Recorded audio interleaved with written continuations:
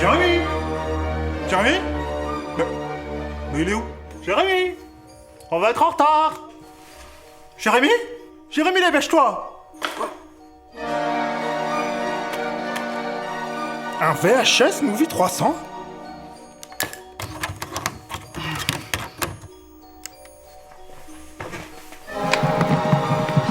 Alors, journal de bord, Jérémy Morvin, 347e dimension, première. On est le 4 juillet, il est midi 47. Hey, je te fais visiter?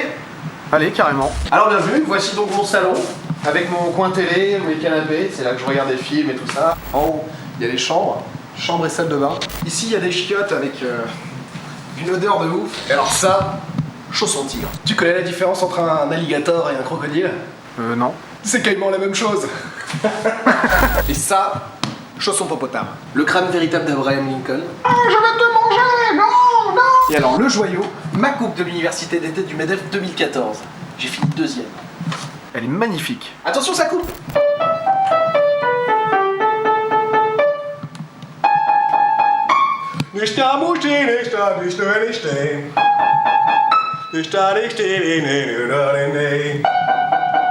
Hey. En tout cas, c'est super sympa de m'accueillir, vraiment. Eh mais Mikasa jest Mufasa! Nedělní odpoledne stane se pro mnohé chvílí volna.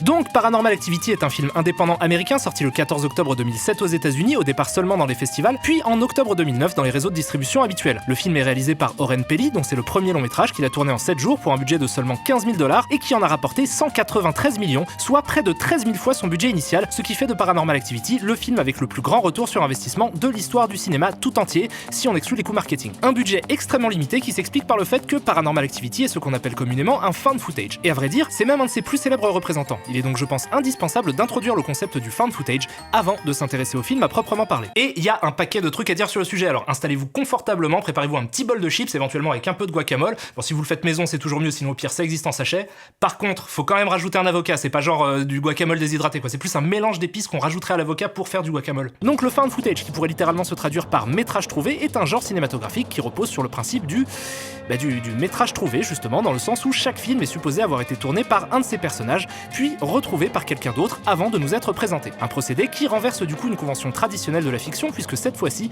les caméras utilisées pour tourner le film existent aussi dans la diégèse de ce dernier, comme c'est le cas pour les faux documentaires. Ça, c'est l'idée de base derrière le found footage, mais pour vraiment en saisir l'importance, il va falloir que je procède à un petit historique. Le genre a été popularisé au cinéma en 1999 avec la sortie du projet Blair Witch, qui raconte l'histoire de 3 étudiants en cinéma qui réalisent un documentaire sur la légende d'une sorcière qui entrait la forêt de Black Hills dans le Maryland, une forêt toute proche de la petite ville de Burkittsville, anciennement nommée Blair jusqu'au début du 19e siècle. D'où le titre The Blair Witch Project, à moitié traduit en France par le projet Blair Witch pour les 3 personnes au monde qui savent que witch veut dire sorcière, mais pas que project signifie projet. Merci les traducteurs. Mais de rien, trop du cul. Alors, il est communément admis que le film est celui qui a posé les bases du genre, et il est probablement le premier auquel vous pensez si on vous dit found footage. Mais sans contenter comme origine au found footage serait ma foi fort incomplet. Fort incomplet ou saltimbanque total? Hey, c'est moi qui fais les blagues ici.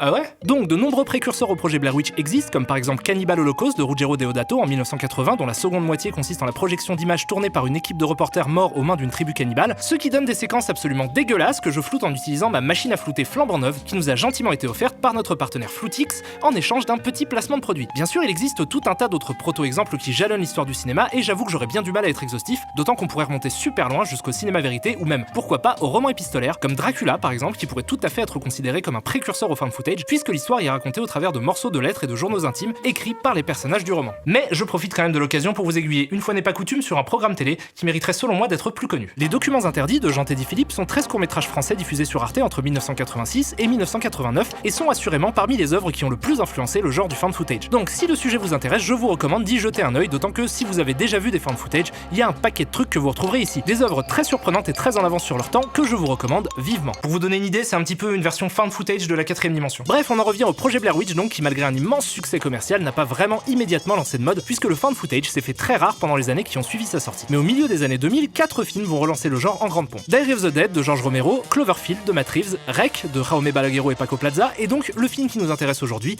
Paranormal Activity d'Oren Peli. Et depuis, un déluge de found footage s'abat sur le monde du cinéma. Le très bon livre Terreur du voir, l'expérience found footage de Stephen Beck, sorti en mars 2016, indique qu'environ 250 found footage ont été tournés en tout et raconte des histoires diverses et variées, puisque le procédé impose surtout des contraintes techniques et permet donc d'intégrer à peu près n'importe quel genre de film. Un found footage peut être un film d'horreur, un film de guerre, une comédie, un film de science-fiction ou n'importe quoi d'autre. Et évidemment, on a eu le droit en quelques années à presque tout.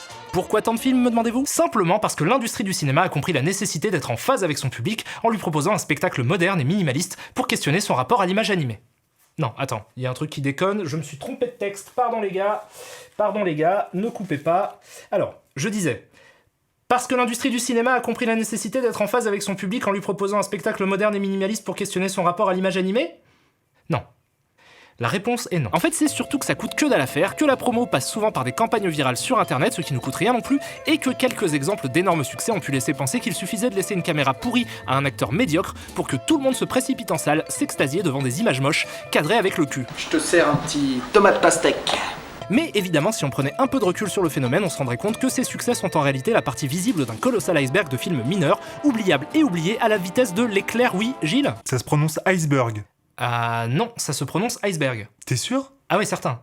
Mais on dit bien burger. Eh mais ça s'écrit pas pareil. Mais ça change tout. Donc, Paranormal Activity nous raconte l'histoire de Katie et Micah, interprétées respectivement par Katie Featherston et Micah Sloat. Ça, c'est une tradition du genre qui veut que les personnages aient le même nom que les acteurs qui les interprètent, afin de rendre encore plus floue la frontière entre fiction et réalité. Un jeune couple qui a récemment emménagé dans une nouvelle maison à San Diego, en Californie. L'action sera filmée par Micah, qui vient de s'acheter une nouvelle caméra après que Katie lui ait expliqué qu'un infernal démon démoniaque diabolique la tourmente depuis qu'elle est enfant et la suit partout où elle va. Ah, j'ai eu ça une fois aussi.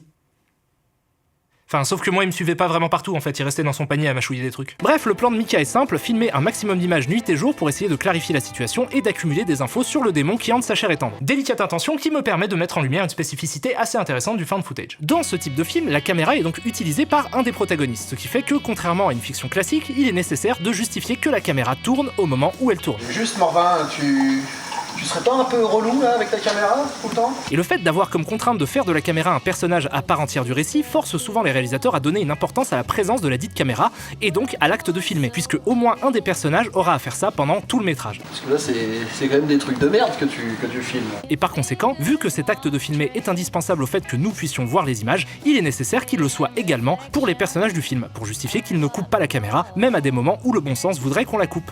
Peut-être qu'il y a une partie de toi qui est con aussi. Et en plus de ça, le concept du found footage fait que la force du film repose sur l'efficacité de son effet de réel, ce qui fait que souvent le réalisateur se débrouille pour que l'acte de filmer soit une question de vie ou de mort pour les personnages. Et là où je trouve que ça devient très intéressant, c'est que ça produit naturellement une analogie qui sera au cœur du genre. La caméra est une arme. Filmer sert à se défendre ou à attaquer, ce qui rejoint des problématiques très actuelles sur notre rapport aux images et la façon dont elles sont utilisées aujourd'hui. Une analogie présente dans Rec. Vous voulez bien cette putain de caméra? Je vous interdis d'y toucher! Vous m'interdisez? Oui, je vous interdis d'y toucher! Alors ne vous avisez pas de recommencer! C'est notre boulot d'informer les gens de ce qui se passe! Ou, plus explicitement encore dans Diary of the Dead. N'essayez pas de parler, tournez, c'est tout.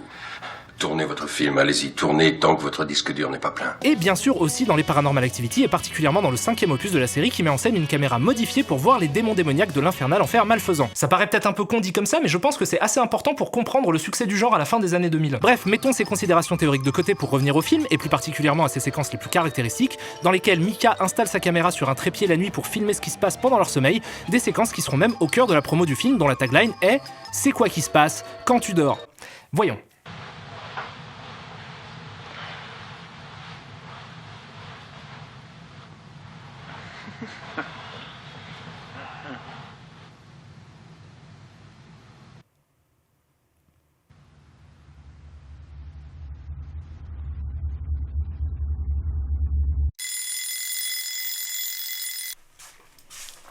Oh putain, oui, merde! Oui, donc au petit matin, Katie et Micah découvrent que quelqu'un ou quelque chose a fait tomber leurs clés sur le sol et décide sur le champ d'appeler un médium pour les aider, qui finit par s'en aller parce qu'il dit ne pas être compétent pour ce genre de situation. Mais avant de partir, il met quand même en garde le couple sur le fait qu'ils ne doivent pas essayer d'entrer en contact avec le démon et surtout ne pas utiliser de planche de Ouija. Et il leur conseille enfin de faire appel à un démonologue plus à même de les aider pour ce type de problème. Demain, j'appelle le mec. Quel mec? Le docteur Johan Avrige. Je fous pas de moi, c'est important. Ah, non, je rigole pas, non, sérieux, faut pas l'appeler. Hein. Mais pourquoi? C'est des conneries tout ça. Il a dit qu'on doit l'appeler demain. On s'en fout, l'appelle pas. Ok, donc un médium, d'accord, mais alors ne t'avise pas de contacter ces charlatans de démonologues. C'est moi le docteur Johan. Célèbre des monologues. Gna gna gna gna gna, je suis un gros con, gna gna gna gna gna. Bon, on va pouvoir assister à une autre nuit filmée par la caméra de Mika. Heureusement pour moi, j'ai pris une douche de caféine. J'espère que vous êtes prêts. Prêts pour la peur. T'as à quelle heure demain? Je sais pas, vers 6h. T'as mis le réveil? C'est pathétique. Oui, bah je tente des trucs. C'est ce genre de moment parfois me fait me dire que c'est quand même fou la vie. Vous vous rendez compte du nombre incroyable de micro-événements qu'il a fallu pour qu'on passe de la formation des premiers protons, neutrons et électrons à nous, là, en train de regarder ce couple faire dodo? Oh, il se passe un truc, la porte a bougé, elle a bougé, et j'ai l'impression que c'est pas du tout l'émotion que je suis censé ressentir à ce moment-là. Donc, Mika est maintenant convaincu que Cathy dit la vérité et qu'un démon est vraiment présent dans la maison. Et le reste du film se déroule sur le schéma du « je filme pendant la nuit, j'analyse les images le lendemain ». Et évidemment, les manifestations du démon démoniaque vont crescendo, au point qu'il commence finalement à faire des trucs plus effrayants que ce que pourrait faire un chat vaguement farceur. Il arrive même à prendre possession de Cathy, ce qui, évidemment, horripile son horripilant petit ami. Montre-toi si tu oses. T'as rien dans le slip? Ton démon, il vaut rien. Il vaut que dalle. T'es qu'un naze. Ah, je suis Belzébuth, prince des ténèbres. Craignez mon courroux, car il est venu, celui qui va vous fumer vos rascapus. À partir de là, plus le démon se montre belliqueux, plus Mika devient con et inconscient, et le provoque jusqu'à en arriver à faire précisément ce que le médium du début lui a déconseillé de faire, utiliser une planche de Ouija. Ok, alors avant que qui que ce soit ne dise quoi que ce soit, je suis parfaitement conscient qu'on est face à une espèce de syndrome de Scully, mais j'aimerais qu'on m'explique quelque chose néanmoins. Que veux-tu savoir? C'est pas parce que tu mets des moyens dans tes blagues que tu vas devenir Monsieur Blague, Jérémy. Ce qui me turlupine, non, c'est que, normalement, la prérogative à ce qu'un personnage se moque de la thèse paranormale, c'est qu'il n'y croit pas. Sauf que là, il agit comme s'il n'y avait aucun danger, mais il accepte parfaitement de croire à l'existence du démon. Et il prend ça d'ailleurs avec beaucoup de philosophie, si vous voulez mon avis. Excuse-moi, mais j'ai du mal à trouver ça génial, vu que c'est moi qui suis persécutée. T'inquiète pas, on va régler ça. Ça va aller. Bref, je me rends compte qu'en fait, il se passe pas grand chose dans ce film, donc on va pouvoir conclure rapidement. Alors le couple décide finalement de rappeler le médium du début qui repasse en coup de vent leur dire qu'ils sont niqués, et effectivement ils le sont, puisque le démon finit par prendre possession de Cathy, assassine Mika, et je leur remercie, et c'est la fin de Paranormal Activity d'Oren Peli. Et c'était intéressant. Et t'as trouvé ça bien? Intéressant. Intéressant genre bien? Eh ben je sais pas trop. En fait, je trouve que le film a une immense qualité que beaucoup d'autres found footage n'ont pas, c'est d'assumer à fond son concept. Et vraiment, c'est assez rare pour être souligné. Et c'est d'ailleurs une critique récurrente que je pourrais adresser au film en found footage. Étant donné que le concept est en soi anti-spectaculaire, on voit souvent des réalisateurs le tordre pour le rendre plus impressionnant. Par exemple, dans Diary of the Dead de George Romero, un personnage trouve une seconde caméra, ce qui permet de faire des contre-champs. Mais dans Paranormal Activity, y a rien de tout ça. Le film est minimaliste à l'excès et ne s'embarrasse d'aucune fioriture. Et ce jusqu'au boutisme permet donc au film d'être plutôt économe en termes d'effets à un moment où le cinéma d'horreur se complaisait dans la surenchère gore. Alors que là, on peut se contenter de montrer des événements moins spectaculaires, mais qui seraient vraiment effrayants dans la vraie vie. Du coup, l'efficacité du film repose non pas sur une escalade de violence, mais sur la crédibilité de son effet de réel. D'où la présence d'une flopée de détails présents uniquement pour rendre plausible l'intrigue du film. Voilà, je branche le Firewire, et c'est parti. Ce qui contraste même avec d'autres films de la franchise, comme Paranormal Activity 3, qui est un préquel censé se passer dans les années 80, mais qui utilise visiblement des caméras haute définition super sensibles, même par rapport aux standards actuels. Et ils vont même jusqu'à montrer la caméra en question. Je veux dire, soyons sérieux une seconde. Qui peut croire que ces images viennent de cette caméra? C'est ridicule.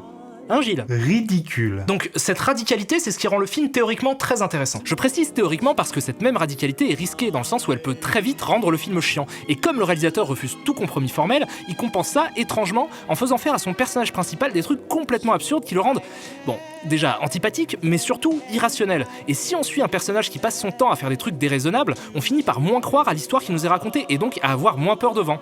En tout cas, ça a eu cet effet-là sur moi. Mais en l'occurrence, mon opinion n'a aucune importance. Ce qui m'intéresse par contre, ce sont les autres critiques qui sont régulièrement faites au film, et même au found footage plus globalement, à savoir qu'il s'agit d'un genre fainéant qui permet au réalisateur de s'économiser l'effort de penser une mise en scène. Le but du jeu va donc être d'essayer de comprendre pourquoi ces critiques sont si récurrentes. Donc, aujourd'hui, si je vous dis cinéma, vous me dites argent, cocaïne, prostituée, Ego, chirurgie esthétique, décadence, Babylone, Cadmerade, cadmérade. Non. Enfin si, mais surtout vous me dites 7e art. Il est aujourd'hui donc communément admis que le cinéma est un art, mais à l'évidence, cela n'a pas toujours été le cas. Et au début du XXe siècle, nombreux étaient ceux qui pensaient que le cinéma n'était pas un art à part entière, simplement parce qu'ils considéraient que ce n'était rien d'autre que l'enregistrement photographique d'une œuvre dramatique, et que donc, ce n'est pas l'objet filmique en lui-même qui est une œuvre d'art, mais ce qui est filmé. Et c'est là qu'on va voir apparaître une notion essentielle qu'il me faut expliciter. C'est des trucs un peu compliqués, donc les gars, si vous avez des blagues à faire, vous les faites maintenant. Dis camion. Camion. Ah non. Tu dégages.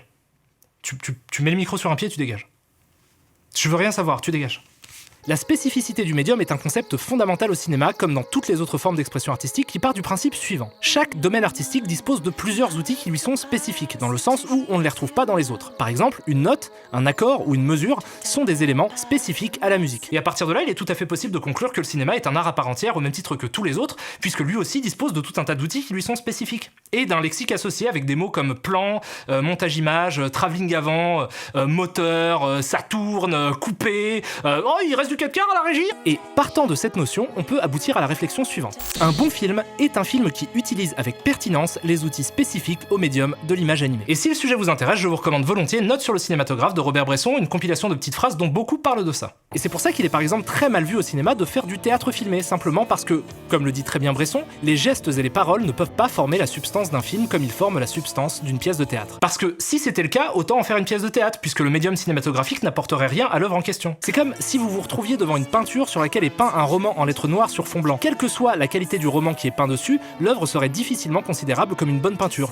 Au mieux, ce serait un bon roman. Dans le cas de Paranormal Activity, donc, les séquences de nuit consistent simplement à laisser tourner la caméra et à rythmer le jeu des acteurs. Par conséquent, il est, je pense, normal que beaucoup puissent considérer ça comme une supercherie. Sauf que si les choses étaient aussi simples, je serais sur la plage en train de siroter verre sur verre de Cuba Libre, et ce n'est heureusement pas le cas parce que j'aime pas trop ça. Parce que, quand bien même on est partisan de la spécificité du médium, et je le suis, reste encore à définir ce qu'est cette spécificité. Et là, il s'avère que tout le monde n'est pas d'accord. Les formalistes russes, par exemple, pensaient qu'elle se situe au niveau du montage, puisque le montage image n'existe nulle part ailleurs que dans l'image animée. Mais, pour d'autres, c'est le plan séquence qui est au cœur de cette spécificité, parce qu'il permet mieux de capter les mouvements du réel, ce qui est aussi exclusif au cinéma. Et j'en viens donc à vous recommander une autre lecture fort intéressante, Qu'est-ce que le cinéma ? D'André Bazin. Le livre est une compilation d'articles d'André Bazin, donc un des plus éminents critiques français de l'histoire, et le texte le plus célèbre de ce dernier est Montage interdit, qui est en fait une compilation de 2 articles originellement écrits pour les cahiers du cinéma, dans lesquels Bazin explique qu'il est souvent important d'authentifier le récit par des plans séquences, puisque le montage seul est un trucage. Cette idée est synthétisée dans une de ses phrases qui dit que quand l'essentiel d'un événement est dépendant d'une présence simultanée de 2 ou plusieurs facteurs de l'action, le montage est interdit. Et si on transpose ça à Paranormal Activity, on peut tout à fait admettre que ce qui peut d'abord passer pour de la fainéantise est en fait une suite de choix conscients qui rend le film plutôt crédible. Donc, quel que soit mon avis sur l'œuvre, le fait que le film ait réussi à fédérer un si large public avec si peu de moyens constitue clairement ce que les Américains pourraient appeler un tour de force. Et par ailleurs, si on voulait élargir ça à tous les found footage, on pourrait légitimement arguer que le procédé en lui-même est spécifique à l'image animée, et que les outils qui sont utilisés, et je pense notamment à l'utilisation du hors-champ ou encore au fait de profiter des défauts de la bande, sont des effets de cinéma. Donc, ces films ne sont pas moins des films que n'importe quel autre, il s'agit juste d'une autre manière de dérouler le récit. Certes, peut-être un peu daté maintenant, puisque je pense que la grande mode du found footage est terminée, mais légitime quand même. Ouais, alors tu vas quand même super loin pour justifier le succès du film, je trouve. Attends, c'est moi qui vais super loin ? Je trouve que tu vas très loin. Parce que, je veux dire, si le film a marché, c'est juste parce que ça a été une grosse opération de com, qu'il y a eu de la pub massivement, que tout le monde était exposé aux images du truc, et aussi accessoirement que Spielberg a dit qu'il trouvait ça plutôt cool. Alors je suis désolé encore une fois, mais je vois toujours pas de qui tu parles en fait. Mais si, tu vois, Steven Spielberg, le réalisateur d'Always. Journal du bord, j'ai entendu du bruit encore cette nuit. On va voir ce qui se passe. Non. Barbu ? Casquetteux ? Non, vraiment ? Sérieux, tu vois pas qui c'est ? Non, mais vraiment, ça me dit rien du tout, quoi.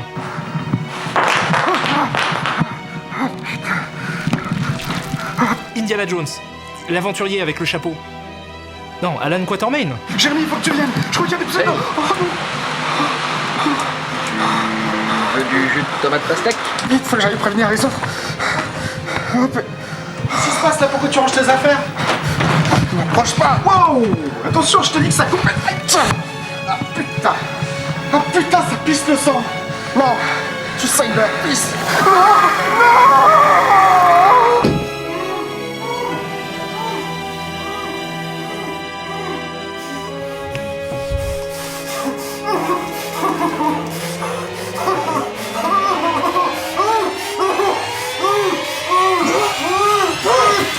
Mais non, mais pas Alan Quatermain, mais tu peux pas être sérieux.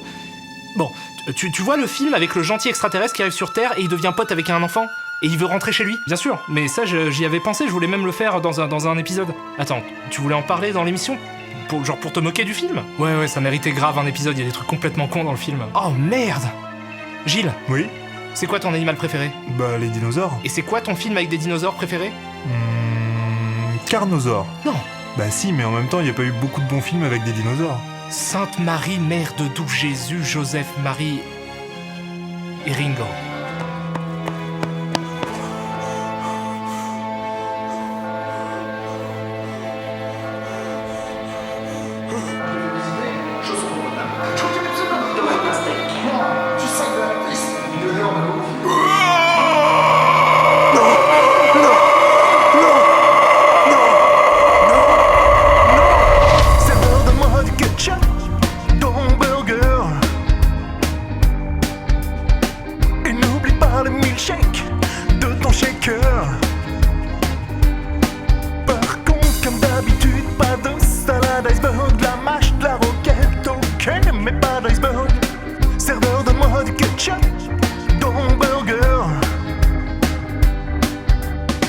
Salade iceberg dans mon burger, pas de salade iceberg.